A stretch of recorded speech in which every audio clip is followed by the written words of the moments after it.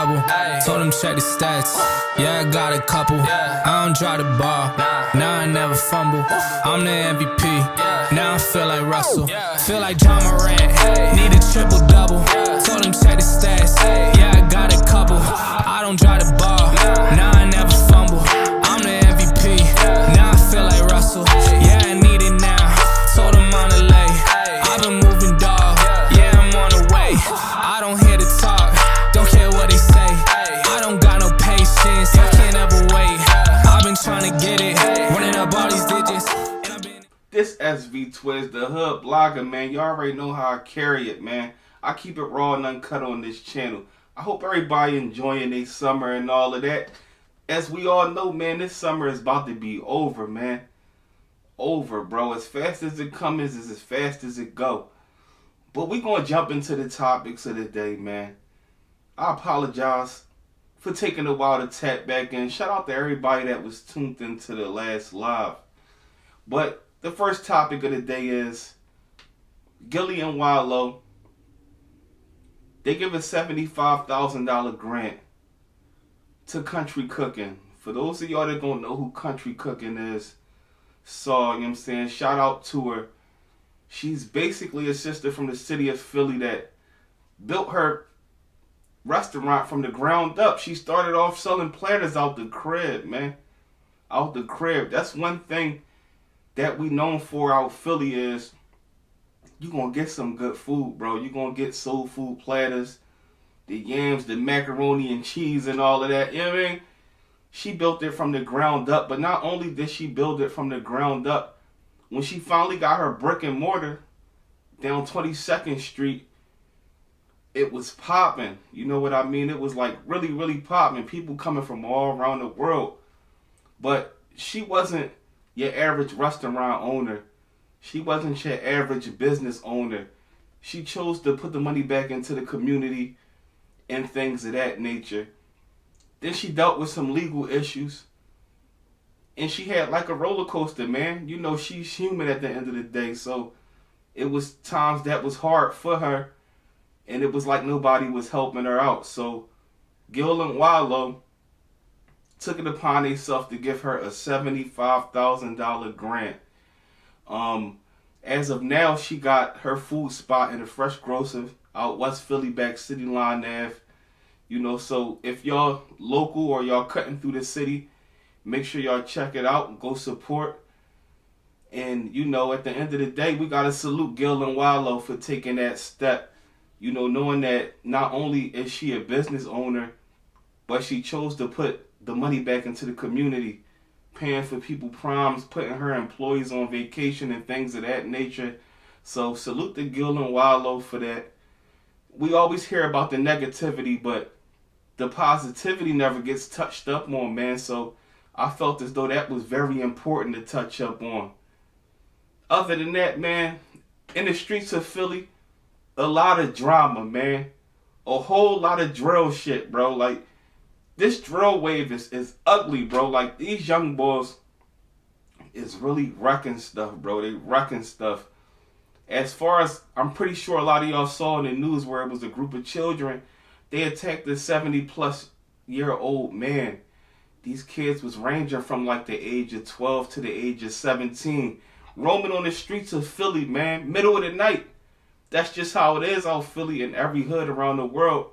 Where you have kids where either their parents is trying to be their friends. Either their parents is strung out, locked up. So they go over other people's houses or their own household is broken. And nobody is watching these children. When these children are not being watched, what do, man?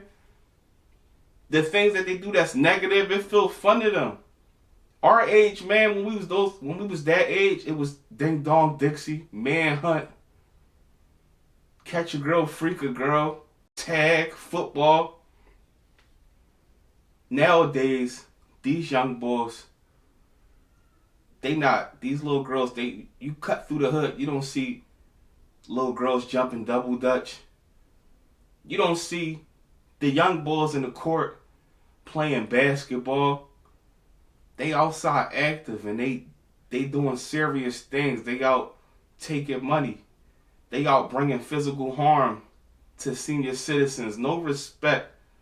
No respect. These generations are getting worse and worse.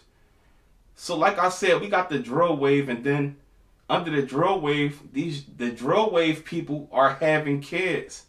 So do these kids really have much of a choice? If your parents aren't mature, they're attaching your children to what you're living. You know what I'm talking about? It's like you got parents that's letting their kids take shots of Hennessy. Parents putting joints in their hand with switches on them, letting them hold it and letting them get the feeling. These kids are 5, 6, 7, 8 and up. So by the time they 12, they already savages, bro. They challenging adults. They don't fear nothing. They feel untouchable. They know if another parent or somebody else from these streets of Philly say something to them, then they going to reach out to their folks. They going to go talk to their pop. They going to go talk to their uncle. And these guys, that when they come around, it's not no talking. It's not no understanding that their nephew or their child was in the wrong with doing something negative. They just going to come and air it out. So with teaching these children this way of life, where's the future? Where's the future? We got to not only blame it on the parents, it's cycling in the internet. And a lot of people that support these things is not active in the streets. You got people, of course, that listen to drill music and watch the internet, but they not outside participating in a lot of people are not participating in the things that they listen to and the things that they make popular. With that being said, where does the change come, man? Drop a comment below. Let me know. Is there anything that anybody can do, or is it just a rap? Because it's the point now where these young boys, they not listening to the old heads that came home from upstate. They not listening to that. It sound good, one airing out the other. You might get a little respect because of what you've been through, but that's not going to stop their train of thought. You know what I mean? At the end of the day, I feel like these young boys need to understand that you want to get money and live lavish. And getting money and living lavish don't mean you got to pick up a drink with a switch on it. It don't mean you got to be in the trap. That's another thing that this generation has, these younger generation have on the up and up. Besides the older generations didn't have as much information that's out there now. Nowadays, it's easier to win. Nowadays, you can come up with a small business. You can get rich off the internet. It's so many ways, man. So drop a comment below, man. Let me know, what can we do to save the youth? And I'm speaking on Philly because I'm from there, but it goes on around the whole world. We ain't going to trip. Do y'all feel like the drill wave ruined the world? It made it 100% worse and harder to talk to these young boys? But to get into the main topic, man. Meek Mill, bro. Meek Mill. From a Bloodhound to a Dreamchaser. We know Meek was lit when he was a Bloodhound. But he had a team of artists around him that was a powerful team. Meek was always like the main artist in Bloodhounds, but his team was leveled out. You had Young Pooh, Mel Love, that nigga Lil. And at this time, they had City on lock. They had the City on lock. It was a lot of rappers from the city of Philly in the DVD era where they was lit, bro. They all still hood celebrities. We're not going to get it twisted. But Meek was the artist that took it to another level, even when he was with the Bloodhounds. Now, the Bloodhounds, they was lit on DVDs, mixtapes. But Meek started doing solo joints and start tearing the radio down. Rose Red, My Diamonds Blue, Flamers, all that Flamer stuff. You know what I'm saying? All of that was everything on that joint. All his Flamers joints was club and party music. So what did Meek Mill do? When Meek Mill was dropping these flamers and the energy and the music, it just gets you hyped, bro. Not only was he putting the music out, but what he started doing was he started doing parties in the city of Philly. And his parties was as big as they could be for someone of his age and someone of his stature. He had the city on lock, bro. I'm talking about, like, he got a party, his music is spinning in it. He's charging at the door. And he's getting thousands in the city of Philly. This was before the T.I. deal. And way before the Rick Ross deal. So Meek Mill thought outside the box when no other rappers from the city of Philly was doing this. No other rappers from this city of Philly was doing this. So as he's doing this, he's getting recognition from around the world. His energy and his hunger got him to deal with T.I. He gets to deal with T.I. and he catches a case. He catches an unfortunate case. He get booked with his slammer. When the slammer at the end of the day was mandatory, man, because it's rural in every hood, and he was still knee deep in the streets, bro. You know what I mean? Like, from North Philly, then move to South Philly. You know, definitely two hard sections of the city. So you got to move accordingly, man, because people was out there, you know, losing their life and things of that nature. It's a lot of rappers that things happen to and situations transpired, and, you know, who want to really lose their life, man? So he catch the case during the Tip joint, during the Tip deal. Tip wasn't, in my advice, like, how I see it, is like, Tip was showing Meek love, but he also wasn't really molded yet as far as trying to put an artist on. So eventually the Tip joint ain't work out, because let's not forget, Tip court his own case. So you got Meek that court the ratchet case, then Tip get court with like 100 ratchets. So everything got thrown off right then and there. After that, Meek is back in the trenches. You know, you see him doing features with Ab and them, like the Heart and the Paint joint. You still see Meek in the hood. Meek is still in the hood. At the time, you got beefs with Headshots and Touch Money and all of them. So they going back and forth, and the stock is still getting built, because at the end of the day, that was lit right there. Like, that beef with the DVD rappers, like, people was tuned into them Jones, man. It was very entertaining. And this is at the time of the upcoming of YouTube. So all this stuff is falling on YouTube. So once it hit YouTube, these rappers are getting more exposure. Rick Ross choose to come to Power 99. Shout out to Cosmic Kev.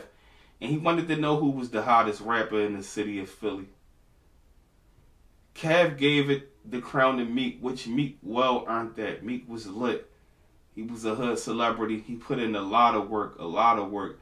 Not discrediting no other rappers from the city of Philly, but he put music out more on the commercial level, outside of the DVD level. And that's something that was hard to do from that generation, because we come from the generation where we grew up on the Locks and, you know, Beans and all of them. So it was like, we seen these rappers where they was just delivering straight bars, Cassidy and them, you know, and they was just talking that street talk, and they had a winning recipe off of that. But Meek chose to do the commercial lane, you know what I'm saying, the lane of the commercial music, on top of still keeping the streets intact. So Rick Ross he signs him. Once Rick Ross signed Meek, you see a change, bro. Now Meek is riding around in Maybachs. He's the man now. The whole world love him. You know what I'm saying? Championships, the dreams and nightmares, all of these, you know, the classic intro. You know that his intro is so classic that it's just a joint that goes in history. And it was a situation where we know Sieg, you know, took a L. Seek had got knocked out or whatever, and he did an interview on Tech Stone, and he was like, you know what? Meek never could do a Feel It in the Air and things of that nature. That's a fact, see? It's a fact. See, to me and to a lot of people, you the greatest rapper stepping out the city of Philly. But what Meek did was he changed the narrative from the pain, from being a wolf, from being a savage, to coming from nothing to getting money and staying out of trouble. His message was a little different. His message was, we got Rolexes and we riding around in Wraiths. You know what I'm talking about? Y'all here wasting y'all time out here with all that stuff y'all doing. Y'all need to get to this real bag. He changed the narrative, man. Time goes on, man. Time goes on. Music start changing. Meek is still pushing the Dreamchasers. At this time, Bloodhounds no longer exist. Bloodhounds, Meek Mill fell out with that nigga Lil. I don't know what's up with Meek and Young Pooh. You know, that's not unheard of. And I seen him still dealing with Mel Love from time to time. It wasn't like on the business level, but he's the only artist that I saw him still staying in contact with or popping up with from time to time. So now you got the Dreamchasers, and as far as the Dreamchasers, it's probably like 2 to 3 rappers, if that. The rest of them is just like, you know, his brothers, his entourage, people that he came up with. You had Old Melly. Old Melly was a very big supporter of Meek. Also his cousin. You see Old Melly start rapping. Eventually with him and Old Melly, obviously, Old Melly, you know, start doing his own thing. So you don't really see Old Melly around. You know, that's a whole nother story of itself. But Old Melly stood up to the, you know what I'm saying? He stood up to the plate. And then it was even a situation where, you know, they went through it with OBH and everything, and the diss tracks was something that became legendary, man. You know, it's just that it was so serious because people was really active, you know what I'm saying? It was dangerous at the same time, but as far as the diss tracks and them going back and forth, you know, it was good, man. It almost gave you the feeling of like, you know, the Locks and State Property, where things was getting personal. They was talking crazy. The streets was loving it, man. But that faded off. Things eventually got squashed and they chose to move on. Years go on. Meek Mill start getting involved in a lot of things that didn't have nothing to do with music. Now, 10 years, it sounds like a lot, but 10 years really go by fast. You sit back and you be like, you think of 2012, you can remember 2012, and it's like, you like, damn, bro, like 10 years already flew. Like, they flew. So with him getting that money and being in that limelight, that 10 years flew for him. But also, he felt as though people should respect him more because of what he came from and where he at now. So that's why I feel like he got involved with a lot of things. But it works for other rappers like 50 Cent. You know what I mean? Like 50 can troll and talk crazy to whoever and they love him more for that. For some reason, nobody accepted it from Meek. Every time Meek got in the issue, people was, you know, bashing him and wanting to see his downfall on it. Even with the Nicki Minaj situation, you know, it's like, you know, people really, you know, took that to a whole nother level. But with him and the Drake situation, I feel like that was, it's crazy because it took his stock down some because people was expecting him to respond. But then you see how Pusha T responded and crushed him, and now everybody running and crying. You know what I mean? Now people was getting involved. So if Meek would have took it to his old Philly DVD bag, would people love him more, or would they still would have felt bad for Drake because he would have took it out of, you know what I'm saying? He would have really hurt the boy. Like, so, you know, who knows how that would have played out. But time goes on. And we see Meek going through situations where it's like he's not feeling Wale and other artists. And somewhere during that deal, bro, things just went sideways, man. It's like we see him appearing with Hov and all of that. They doing the prison reform. With him coming home and all that, he got back on top of the world. You had Beyonce mention him in the song and all of that. He was the man when he came home. It was a big thing. Him getting out, jumping in that chopper and going to that Sixers game. That was a legendary moment. And then other things transpired. Getting involved with things that didn't have nothing to do with music. Getting confrontational with people. And the next thing you know, it's like he's just donkey of the day. Not just on Breakfast Club, but, to the whole internet. Where people is trying to crush him. People want to see his downfall for some reason.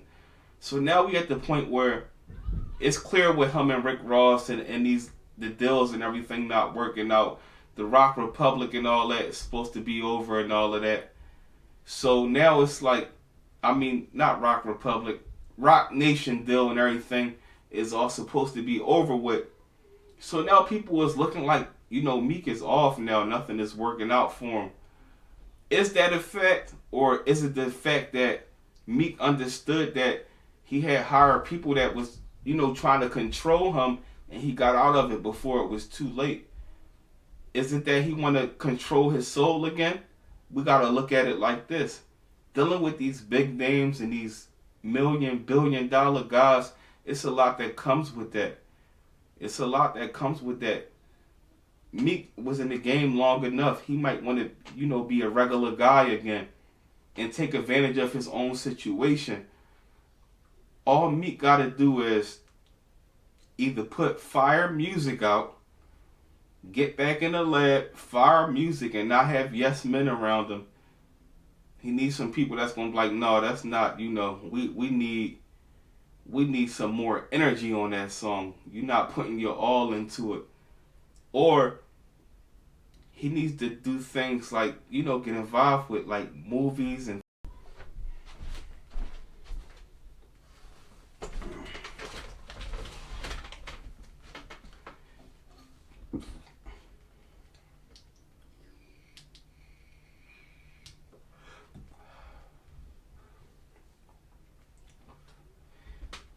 Meek coming from where he come from.